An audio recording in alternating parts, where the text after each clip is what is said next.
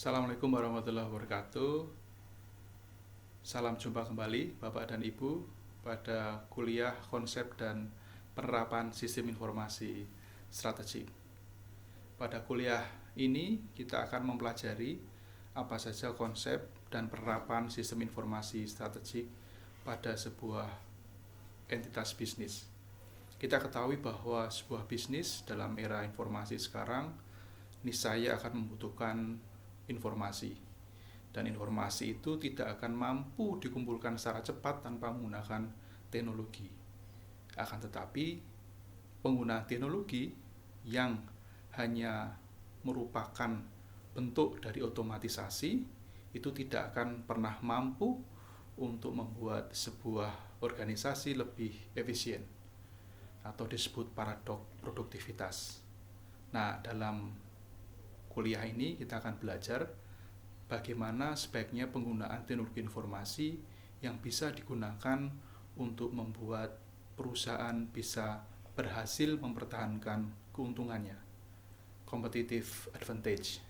Kita juga akan mempelajari bagaimana model word and paper untuk bisa membuat sebuah sistem informasi strategik yang efektif. Untuk itu, selamat menyaksikan, memahami presentasi saya berikut ini. Bapak Ibu, kita kembali belajar mengenai konsep dan penerapan sistem informasi strategik. Perlu kita ketahui bahwa globalisasi menuntut perusahaan untuk masuk ke dalam era informasi. Ini adalah sebuah keniscayaan karena perusahaan yang mengabaikan sistem informasi berarti telah melakukan kesalahan besar. Karena era informasi menuntut perusahaan untuk dapat memanfaatkan data dan informasi serta mengubahnya untuk mendukung strategi bagi perusahaan itu untuk bertahan maupun untuk memperoleh competitive advantage. Kita ketahui bersama jargon bahwa information is power juga berlaku dalam memanage sebuah perusahaan. Nah, sistem informasi yang digunakan untuk mendukung strategi perusahaan bukan hanya sebatas pada efisiensi atau pengurangan biaya, tetapi sistem informasi haruslah digunakan di semua level yang berorientasi baik internal maupun eksternal, sehingga dapat menjangkau seluruh user, customer, maupun stakeholder dalam perusahaan itu, sehingga dapat memenangkan persaingan, terutamanya di era global. Menurut Wiseman, sistem informasi strategik adalah bagaimana penggunaan teknologi informasi untuk mendukung atau menerapkan strategi kompetensi dari perusahaan tersebut. Perlu kita ketahui bahwa teknologi informasi sebagai sebuah entitas baru itu mempunyai beberapa keunggulan. Yang pertama adalah peningkatan efisiensi kerja. Dengan otomatisasi, maka operasional sebuah perusahaan ataupun unit dalam perusahaan itu akan efisien. Kemudian mampu meningkatkan efektivitas manajemen, di mana dalam pengambilan keputusannya dibutuhkan informasi yang cukup banyak, baik informasi dari internal perusahaan maupun informasi dari eksternal perusahaan. Bisa berupa sosial media yang memuat informasi mengenai perusahaan itu, apakah sentimen positif, sentimen negatif, atau netral. Itu juga merupakan data dan informasi yang seharusnya diperhitungkan untuk pengambilan keputusan, serta bagaimana penggunaan IoT, Internet of Things, jadi menggunakan semacam sensor yang bisa dipasang di mana saja, yang itu merupakan alat untuk memonitor produk dari perusahaan kita. Nah, dari berbagai macam informasi dan data yang bisa kita input dari berbagai sumber, maka di sana pengambilan keputusan akan menjadi lebih efektif. Kemudian yang ketiga, teknologi informasi juga bisa untuk meningkatkan daya saing perusahaan dengan perubahan cara kerja yang bisa membawa organisasi keunggulan kompetitif bagaimana cara-cara baru yang bisa lebih memberi manfaat. Ada beberapa problem yang terjadi ketika penerapan TI ini sering gagal untuk bisa memperbaiki kinerja organisasi. Ini disebabkan karena fokus dari teknologi ini lebih diletakkan pada aspek teknis, sehingga kurang begitu mempertimbangkan aspek-aspek non-teknis. Bagaimana ini bisa terjadi? Karena kita tahu bahwa teknologi ini memang diperuntukkan untuk efisiensi, tapi teknologi ini juga dikendalikan oleh manusia yang pada saat-saat tertentu manusia tersebut mungkin bisa tersingkir dengan adanya teknologi ini. Kita bisa ingat dengan teknologi robotik, semua pekerjaan yang redundant atau yang berulang-ulang itu bisa digantikan dengan mesin. Otomatis manusia yang mengendalikan itu lama-lama akan tergantikan. Maka di sini yang sering terjadi kegagalan sebuah penerapan TI dalam sebuah perusahaan bukan karena faktor teknis, tapi lebih ke non-teknis. Kemudian fokus lebih banyak pada operasional, sehingga tidak lagi mampu meraih keuntungan yang bersifat strategik. Jadi banyak perusahaan yang masih menggunakan teknologi sebagai supporting atau otomatisasi perusahaan untuk mengoperasionalkan berbagai lini perusahaannya, misalnya bagaimana otomatisasi dalam supply chain management atau dalam electronic resource planning atau customer relationship management. Nah, di situ lebih digunakan untuk aspek otomatisasi, tapi belum sampai ke aspek yang bersifat lebih strategik. Nah, menurut Roach tahun 94 bahwa adanya paradok produktivitas di mana penggunaan TI meningkat, tetapi biaya, kemudahan, dan lain-lain seharusnya juga meningkat. Tetapi yang terjadi adalah pemakaian TI meningkat, tetapi biaya, SDM, keamanan, dan kemudahan itu malah menurun. Jadi adanya produktivitas yang tetap, tetapi investasinya lebih banyak. Sehingga pada ujungnya itu menurunkan produktivitas. Itu adalah paradok produktivitas menurut Roach. Sebenarnya bisa kita lihat bahwa sebuah kantor itu di satu sisi sudah menggunakan investasi teknologi informasinya, tetapi di satu sisi masih kemudian menggunakan kertas yang sama dengan pada saat ketika belum menggunakan teknologi informasi, sehingga ada double investasi, sementara output yang dihasilkan itu hanya satu saja. Nah, ini banyak terjadi masalah paradok produktivitas. Mengapa problem ini bisa terjadi? Karena kita masih menggunakan teknologi sebagai faktor untuk otomatisasi saja. Jadi bagaimana pekerjaan itu bisa selesai, ya bagaimana teknologi bisa mengotomatisasi. Belum pada aspek yang lain.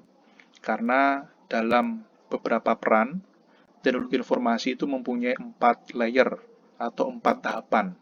Di mana tahapan pertama adalah mengotomatisasi tugas, jadi mengubah pola kerja yang konvensional menjadi berbasis mesin. Nah, kemudian setelah ini terjadi, ternyata belum mampu mengubah produktivitas maupun keuntungan secara strategik. Gitu. Maka perannya kemudian meningkat menjadi peran integrasi, di mana peran ini mencoba mengintegrasikan berbagai sumber daya, baik sumber daya inputan, kemudian sumber daya proses, maupun sumber daya untuk output.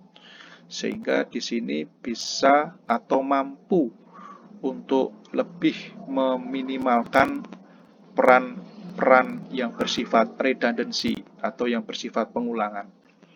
Kemudian meningkat lagi ke peran yang lebih enabler, jadi TIK mampu merubah cara kerja manusia yang dulunya masih berbasis konvensional menjadi berbasis teknologi informasi, yang dulunya mengerjakan sesuatu dengan sebuah personal komputer, dengan mengolah data yang ada di komputer tersebut, tapi dengan cara bekerja secara berjaringan, itu bisa saling sharing resource. Bagaimana sharing data di antara dua komputer atau lebih, sharing resource, misalnya sharing printer. Jadi kita bisa bekerja dengan banyak komputer, tapi printernya cuma satu, dan itu bisa digunakan oleh komputer-komputer tersebut. Sehingga terjadi cara-cara yang lebih efisien. Di sini mulailah teknologi informasi menjadi enabler. Kemudian yang terakhir adalah transformer, di mana manusia yang bekerja menggunakan teknologi sudah mampu mengadaptasi cara kerja teknologi tersebut, sehingga di sini manusia bisa bekerja dengan cara teknologi, yaitu berjejaring, kemudian menggunakan satu sumber secara bersama-sama, kemudian bisa sharing data, informasi, maupun resource. Nah, disinilah peran teknologi informasi dalam sebuah entitas atau perusahaan. Nah, ini adalah contoh bagaimana information dan communication technology bisa membantu sebuah organisasi. Misalnya bagaimana teknologi ini mampu mengotomatisasi tugas yang dikerjakan secara manual. Penggunaan komputer untuk tugas-tugas administrasi perkantoran. Kita tahu bahwa komputer itu berasal dari kata compute atau menghitung, sehingga orang yang ingin melaksanakan atau menggunakan tugas dengan komputer, berarti pertama kali dia akan menghitung dengan komputer tersebut. Kemudian dia bisa mengetik dan dia bisa menggunakan atau melakukan tugas-tugas kantor hanya dengan satu personal komputer. Tapi di sini tugasnya baru mengotomatisasi. Kemudian memberikan dukungan atau fasilitas terhadap proses pengambilan keputusan.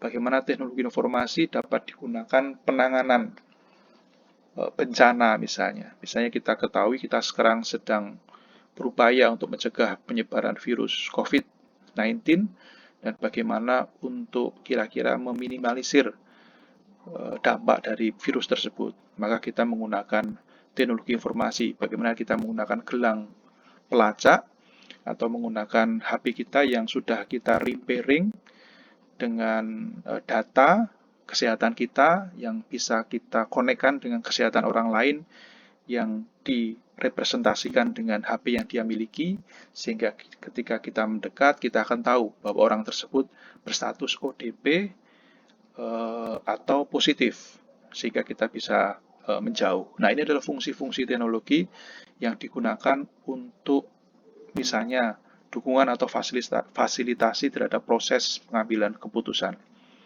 Atau kita bisa melihat bagaimana teknologi itu bisa merancang cara-cara baru yang inovatif dalam mewujudkan layanan. Kita tahu, kita tidak membayangkan bagaimana terjadi ada aplikasi GoSend dan aplikasi Gojek yang lain, sehingga kita tidak harus bepergian jauh untuk bisa mendapatkan barang yang kita inginkan. Tinggal klik saja di HP, pesan, pilih, dan kemudian diantar. Nah, semua itu adalah layanan terpadu yang didukung oleh teknologi informasi. Nah, dalam konteks tersebut, teknologi informasi tidak hanya bersifat pada level operasional, tetapi juga harus dinaikkan levelnya menjadi level yang lebih strategik. Teknologi informasi bisa digunakan untuk melakukan perencanaan dan pengembangan sebuah produk maupun bisnis. Tetapi itu ada beberapa syarat dan kriteria yang harus dilakukan. Yang pertama adalah bagaimana mendefinisikan strategi bisnis kita. Bagaimana membuat business decision kita, kemudian objektif dan direction, serta membuat perubahan strategi bisnis tersebut. Setelah strategi bisnisnya terdefinisi, kemudian baru kita membuat strategik untuk information sistemnya. Bagaimana bisnis yang ada dalam strategik tadi kita buat ke dalam strategi yang berbasis information system.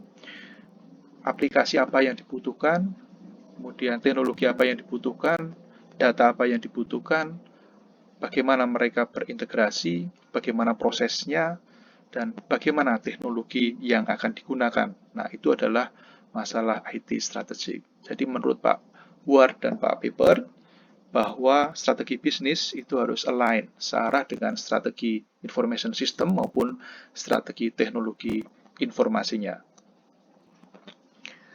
Pak Word dan Paper dalam konsep rencana strategisnya memberikan 4 hal.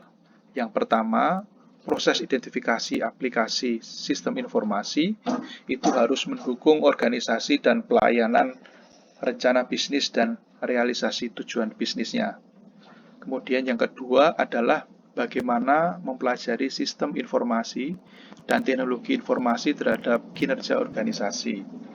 Nah, ini harus kita lihat apakah sistem dan teknologi yang sudah kita miliki, yang sudah kita rencanakan, itu mampu berpengaruh terhadap kinerja organisasi. Kemudian kita juga harus menjelaskan berbagai tools, teknik, dan kerangka kerja bagi manajemen untuk menyelaraskan strategi sistem dan teknologi informasi tersebut. Jadi seperti gambar sebelumnya, bahwa ada berbagai tools dan teknik untuk bisa menjelaskan dan kemudian membuat penyelarasan antara strategi bisnis, strategi sistem informasi, dan strategi teknologi informasi. Kemudian setelah itu baru mengidentifikasi kesempatan baru yang bisa kita pelajari dengan adanya penerapan teknologi ini. Jadi inovasi. Jadi bagaimana ketika teknologi ini sudah berhasil kita terapkan, teknologi yang merupakan turunan dari sistem informasi dan strategi bisnis itu mempunyai mungkin kekurangan ketika sudah dijalankan. Nah, kekurangan itu pastilah membuka ruang-ruang inovasi yang bisa dilakukan oleh semua stakeholder dalam sebuah perusahaan.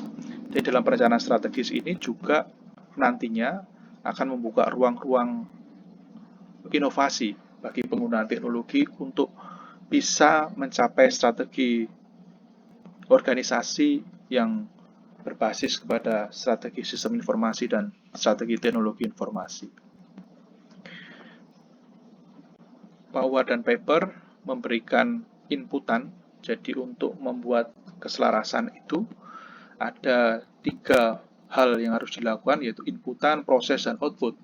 Nah, inputannya terdiri dari internal business requirement, jadi kebutuhan bisnis yang ada itu apa saja, bagaimana strategi bisnis saat ini, sasaran bisnisnya seperti apa, sumber daya yang kita punya, prosesnya, serta budaya kerja yang ada. Sementara external business environment adalah bagaimana suasana bisnis yang ada di suasana eksternal organisasi yang cukup mempengaruhi iklim bisnis kita. Di antara bagiannya iklim ekonomi. Bagaimana kesehatan makroekonomi negara misalnya, apakah sedang baik tingkat pertumbuhan ekonominya, stagnan atau menurun. Kemudian bagaimana industri-industri yang ada, industri rantai pasok kita atau industri pesaing kita, apakah mereka juga mempunyai tingkat kinerja bisnis yang baik seperti kita atau lebih buruk. Nah, itu menjadi bahan pertimbangan untuk memberikan komponen input bagi sebuah proses yang nantinya akan diolah untuk menjadi strategi bisnis. Kemudian ada internal IT dan sistem informasi, seperti bagaimana perspektif IT terhadap kematangan bisnis kita, kemudian cakupan atau dukungan kontribusi TI dan SI terhadap bisnis kita, apakah besar ataukah kecil, masih sebagai otomatisasi, sebagai integrasi, atau sebagai enabler, atau bahkan transformer. Kemudian bagaimana penggunaan teknologi oleh sumber daya organisasi kita, bagaimana infrastrukturnya, bagaimana portofolio aplikasi yang sudah ada, bagaimana pengembangannya. Itu adalah lingkungan dari internal sistem informasi dan teknologi informasi yang ada. Kemudian dari eksternal adalah bagaimana tren dan peluang teknologinya. Apakah teknologi itu sudah ada yang baru? Seperti kita ketahui, jangan lupa dengan hukum Morse, bahwa dalam 18 bulan itu prosesor akan meningkat kecepatannya 2 kali pangkat 2, sementara harganya akan semakin menurun. Dan bagaimana dengan teknologi yang sedang berkembang saat ini? Teknologi nano dan big data merupakan teknologi yang akan menjadi lead teknologi dalam 5 bahkan sampai 20 tahun lagi.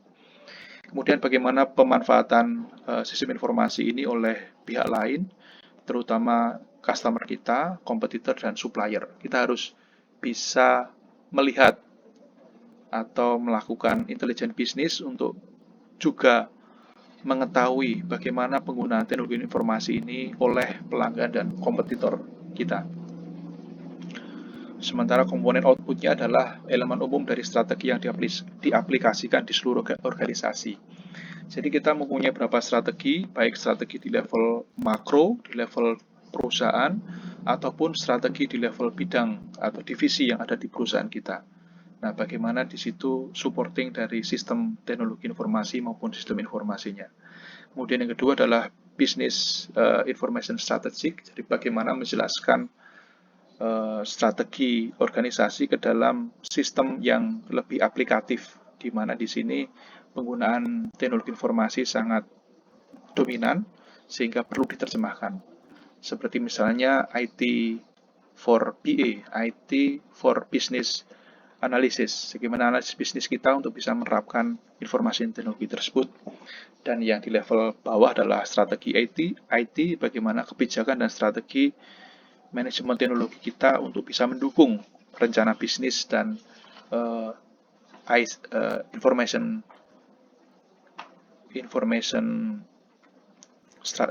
IS strategik ya, information system strategik. Nah, ini gambaran dari model yang dibuat oleh Pak War dan Paper dari semua inputan baik dari internal maupun eksternal, kemudian akan diproses oleh information system dan IT strategi untuk kemudian bisa dijabarkan ke dalam strategi yang lebih makro baik di tingkat perusahaan maupun di tingkat divisi, sehingga bisa memunculkan future application portfolio yang itu akan menggait langkah dari organisasi kita untuk menuju keunggulan organisasi. Nah, itu berlangsung secara iterasi atau siklikal. Dari future application portfolio ini akan dievaluasi untuk menjadi current application portfolio yang kembali lagi ke awal untuk masuk menjadi sebuah evaluasi dari rencana strategi yang sudah kita buat. Nah, ini adalah gambaran mengenai ICT governance, ya. Posisi dari sistem informasi strategik. Jadi sistem informasi strategik itu ada di level strategic level, di mana visi, misi, dan strategi perusahaan itu dikelola dengan menggunakan sistem informasi maupun dengan menggunakan teknologi informasi. Jadi di sini ada 3 elemen yang pasti, yaitu IT governance, policy and rules, bagaimana policy dan governance dari IT yang ada di perusahaan kita itu dikelola, bagaimana pula dengan aturan yang digunakan. Kemudian yang kedua adalah IT strategic plan, bagaimana strategi IT ini mampu diturunkan menjadi rencana yang lebih detail. Nah, setelah itu baru kemudian dibuat rencana yang lebih tactical, yaitu IT tactical plan. Dari semua rangkaian penggunaan teknologi informasi, maka kita bisa memberikan sedikit kesimpulan bahwa sistem informasi itu ada di 3 layer pada perusahaan kita. Apakah itu di layer support untuk business process dan operation, di layer yang paling bawah, di layer operasi, atau di layer yang lebih operasional, support of business decision making. Jadi IT bisa berfungsi untuk mendukung pengambilan keputusan bagi pemimpin-pemimpin di setiap divisi. Nah, pada akhirnya sistem informasi itu haruslah didukung dengan data dan informasi di level support and strategy for competitive advantage. Jadi strategi yang kita buat untuk bisa membuat rencana bisnis yang sustainable itu perlu didukung oleh informasi dan teknologi yang berwujud pada sistem informasi yang strategik. Nah, menurut Pak Potter, bahwa strategi bisnis sebuah perusahaan itu mempunyai 6 kriteria umum menurut Pak Potter. Yang pertama adalah cost leadership. Jadi cost leadership atau pembiayaan berbasis kepemimpinan. Nah, di sini suatu sistem informasi itu akan mendukung strategi ini dengan cara menurunkan secara drastis biaya dari proses bisnis dengan melakukan rekayasa bisnis. Sehingga penurunan biaya dari pemasok dan menurunkan biaya ke pelanggan untuk membuat perusahaan menjadi cost-nya menjadi kecil atau unggul dari segi harga. Nah, di sini adalah strategi yang pertama, cost leadership. Yang kedua adalah differentiation strategic, di mana sistem informasi akan mendukung strategi ini dengan membuat produk atau jasa yang berbeda sehingga mengurangi keuntungan diferensiasi dari pesaing untuk menyediakan produk yang unik bagi perusahaan kita. Jadi perusahaan kita harus mempunyai unik produk yang cukup kuat sehingga mampu membuat kita bisa lebih memenangkan kompetisi. Yang ketiga adalah strategi yang fokus. Jadi sistem informasi mendukung strategi ini dengan membantu perusahaan memfokuskan pada produk atau jasa yang khusus sehingga memungkinkan pengembangan ceruk pasar baru. Misalnya Domino's Pizza yang fokus pada penjualan pizza sehingga dia mampu mengirimkan produknya 15 menit lebih cepat dengan teknologi informasi. Kemudian yang keempat adalah innovation strategy. Jadi sistem informasi mendukung cara-cara penemuan baru dalam berbisnis untuk menyediakan produk dan jasa inovasi yang paling baru. Kemudian yang kelima adalah alliance strategi. Sistem informasi mendukung strategi ini dengan membuat hubungan kerjasama yang menguntungkan antara pemasok dan perusahaan lain yang menggunakan sistem informasi. Seperti kita ketahui, kita mempunyai dua tipologi besar mengenai persaingan bisnis, yaitu Red Ocean dan Blue Ocean. Nah, alliance ini adalah salah satu dari derivasi dari Blue Ocean. Yang terakhir adalah Growth Strategy, di mana sistem informasi mampu mengembangkan dan mendiversifikasi pasar. Jadi pasar yang semula hanya satu target tetapi didiversifikasi dengan adanya sistem informasi yang kita buat sehingga diversifikasinya menjadi lebih banyak. Nah, dalam penerapan model sistem informasi strategik juga bisa digunakan pada 4 layer yang ditata secara vertikal, yaitu manajemen dan administrative service, human resource management, teknologi development, dan procurement. Sementara di level yang lebih horizontal digunakan untuk penyimpanan bahan baku, proses, penyimpanan bahan jadi, pemasaran, dan servis. Nah, semua data dan informasi yang ada di masing-masing divisi, baik yang vertikal maupun horizontal, itu bisa diintegrasikan dengan sebuah sistem informasi dan itu bisa digunakan untuk memudahkan bagi pimpinan perusahaan untuk mengambil keputusan. Jadi, inti dari sistem informasi strategik adalah bagaimana supaya strategi bisnis itu bisa menjadi sustainable dan perusahaan bisa terus berkembang. Syaratnya adalah sistem bisnis perusahaan itu harus diperkuat dengan sistem informasi strategik dan teknologi informasi yang mendukung secara lain. Demikian kuliah untuk konsep dan penerapan sistem informasi strategik. Kita ketemu lagi nanti di kuliah yang lain. Terima kasih. Demikianlah Bapak dan Ibu, materi kuliah konsep dan penerapan sistem informasi strategik. Dapat kita simpulkan beberapa hal. Yang pertama adalah teknologi informasi niscaya tidak akan berfungsi optimal bila tidak mensupport proses pengambilan keputusan atau ada di level strategik. Maka di sini teknologi informasi harus direncanakan dengan baik dan harus align atau searah dengan rencana bisnis, kemudian sistem informasi strategik serta strategi bagi teknologi informasi.